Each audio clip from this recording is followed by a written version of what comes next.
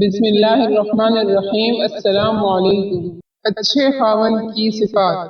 یہ بات ذہن میں رکھیے کہ اگر اپنی بیٹی کے لیے کوئی آدمی رشتہ ڈھونڈے تو اس کے لیے دو مثالیں کافی ہے جو ہمیں رسول پاک صلی اللہ علیہ وآلہ وسلم کی مبارک زندگی میں ملتی ہے۔ نبی پاک صلی اللہ علیہ وآلہ وسلم نے اپنی بیٹی کے لیے کیسے داماد کو پسند کیا۔ ایک مثال حضرت علی رضی اللہ عنہ کی، جو رشتے میں قریبی تھے، جرأت اور شجاعت میں ان کا ثانی نظر نہیں آتا تھا۔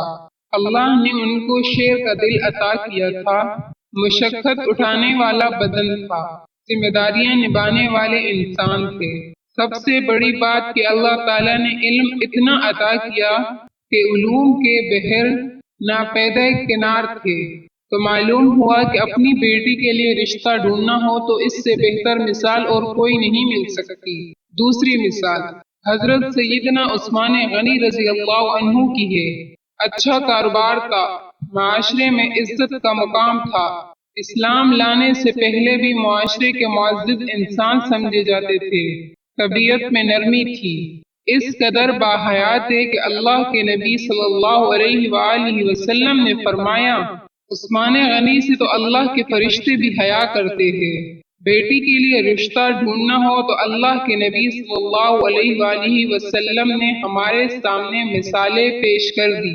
اس سے بہتر مثالیں ہمیں دنیا میں کہیں اور نہیں مل سکتی۔ خاوند کی خوبیوں میں سے ایک بڑی خوبی یہ ہے کہ اس میں تحمل مزاجی ہو، کیونکہ وہ گھر کا سربراہ ہوتا ہے۔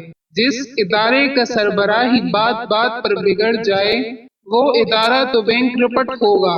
اس لیے ارشاد فرمایا گیا، وَلِلرِّجَالِ عَلَيْهِنَّ دَرَجَةٌ۔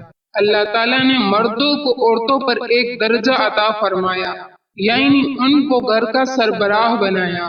مرد کی مثال بادشاہ کی مانند ہے اور عورت کی مثال ملکہ کی مانند، لہذا مرد میں تحمل مزاجی اور بردباری کا ہونا انتہائی ضروری ہے۔ آپ نے دیکھا ہوگا کہ جب یہ تحمل اور بردباری نہیں ہوتی تو چھوٹی چھوٹی باتوں پر نوک جھوک ہوتی ہے۔ معمولی باتیں جیسے کھانے میں نمک کیوں کم ہے، یہ روٹی ٹھنڈی کیوں آ گئی، گرم آنی چاہیے تھی، یہ فلاں کام ایسے کیوں ہوا۔ بیوی بیچاری گھر کا کام کاج کر کے تھکی پڑی ہو تو کبھی تعریف کے کلمے زبان سے نہ نکلیں گے، مگر تنقید کی بات جہاں ہاتھ آ گئی وہاں بیوی کی خیر نہیں۔ وہ مرد جن میں تحمل نہیں ہوتا ان کی ازدواجی زندگی کی گاڑی راستے میں کہیں نہ کہیں کھڑی ہو جاتی ہے۔ کسی نکمی سی بات پہ میاں بیوی میں سردی گرمی ہوئی تو میاں نے فوراً طلاق طلاق طلاق کے گولے داغ دیے۔ پچھلے سال کی بات ہے کہ فقیر سویڈن میں تھا، وہاں ایک فیملی میں طلاق ہوئی۔ وجہ یہ تھی کہ خاوند کچن کے سنگ میں آ کر برش کیا کرتا تھا، بیوی اس کو منع کرتی تھی کہ جب باتھ روم کا سنک ہے تو وہاں برش کیا کرے۔ اس نے کہا نہیں میں تو یہاں ہی کروں گا۔ لو اس بات پر میاں بیوی میں طلاق ہو گئی۔ جس نے سنا حیران ہوا، بہت جگ ہنسائی ہوئی، کاش کہ دونوں عقل سے کام لیتے۔ پار اترنے کے لیے تو خیر بالکل چاہیے، بیچ دریا ڈوبنا ہو تو بھی ایک پل چاہیے۔ تحمل اور بردباری نہ ہو تو انسان کی زندگی کبھی بھی کامیاب نہیں گزر سکتی۔ جب گھر کے سب لوگ اکٹھے رہتے ہیں تو آپس میں جھگڑے ہو سکتے ہیں، کبھی بیٹا بیٹی ماں کی نافرمانی کر سکتے ہیں، کبھی ماں بچوں پر میڈ ہو سکتی ہے، تو مسائل پیدا ہوں گے۔ ان مسائل کو وہی حل کر سکتا ہے جو اپنے اندر تحمل مزاجی رکھنے والا ہو۔ مرد کی دوسری بڑی صفت یہ ہے کہ اسے گھر کی ذمہ داریوں کو نبھانے میں نکھٹو اور کامچور نہیں ہونا چاہیے۔ دیکھیے ہمارے لیے اس سے بڑھ کر اور مثال کیا ہو سکتی ہے کہ رسول اکرم صلی اللہ علیہ وآلہ وسلم وقت کے نبی ہے اور گھر کے کام کاج کرتے ہیں۔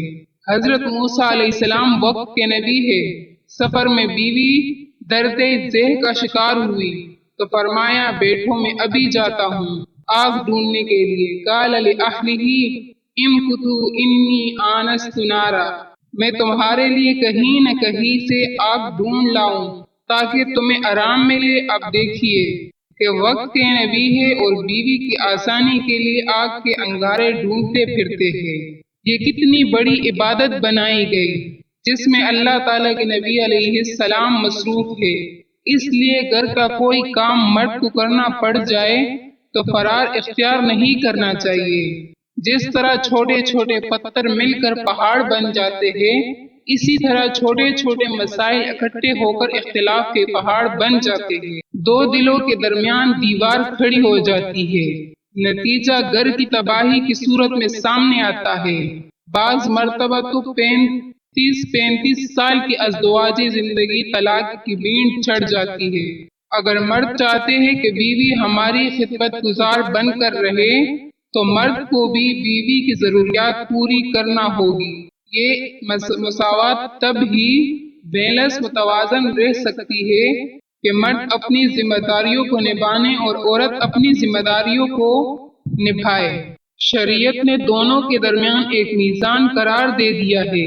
میاں کے ذمہ ہے کہ وہ عورت کے حقوق ادا کرے اور عورت کے ذمہ ہے کہ وہ مرد کے حقوق ادا کرے۔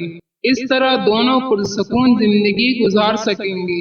یہی ازدواجی زندگی کا مقصد ہے۔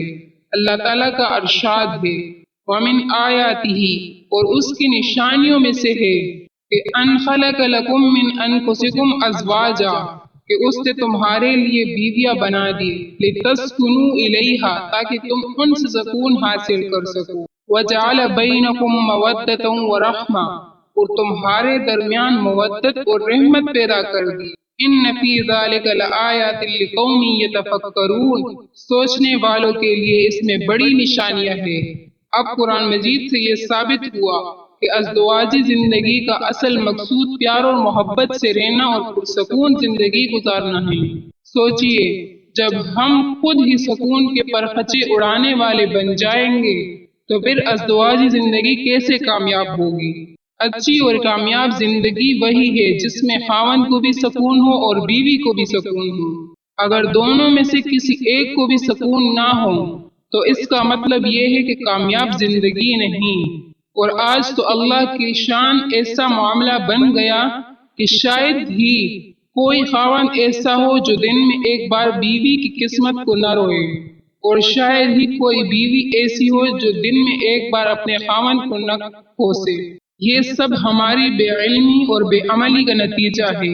ہم مقصد اصلی کو بھول گئے۔ ہم چھوٹی چھوٹی باتوں پر آپس میں جھگڑے کرنے بیٹھ جاتے ہیں، چھوٹی چھوٹی باتوں کو انا اور ناک کا مسئلہ بنا لیا کرتے ہیں۔ یہ غلط ہے۔ ہمیشہ ہوش کے ناخن لینے کی ضرورت ہے۔ اللہ حافظ۔